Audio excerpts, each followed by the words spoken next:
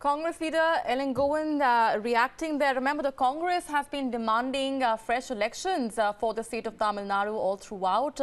Also getting in the latest coming in from our correspondent Archit Chachatri, who's been tracking the very latest from Chennai. Archit, fast-paced developments coming in. Even though Palaniswami is all set to take over as the Chief Minister of the state, that does not mean, however, that the future of the state is anywhere near being sealed to certainty. Molly, that's right. The future of the state's still in limbo at this point. We really can't say that, there's a new chief minister, even though the governor is going to give him about 15 days to prove the absolute majority. That's going to happen in about 2 hours or so. He'll be sworn in here at the Raj Bhavan.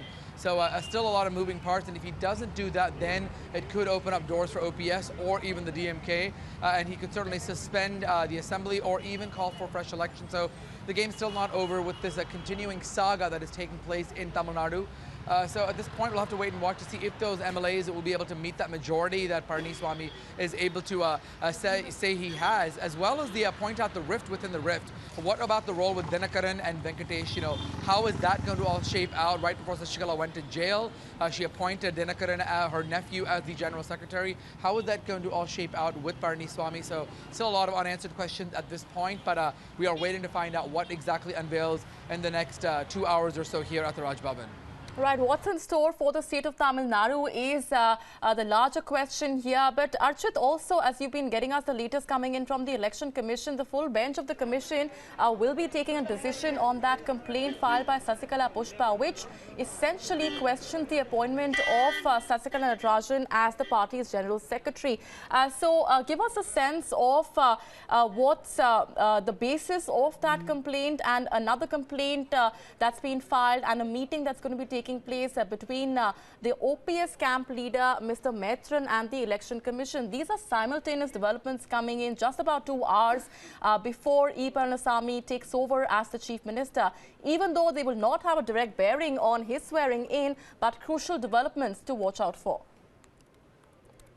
So in very interesting developments, in the next 2 hours, lots of meetings happening simultaneously.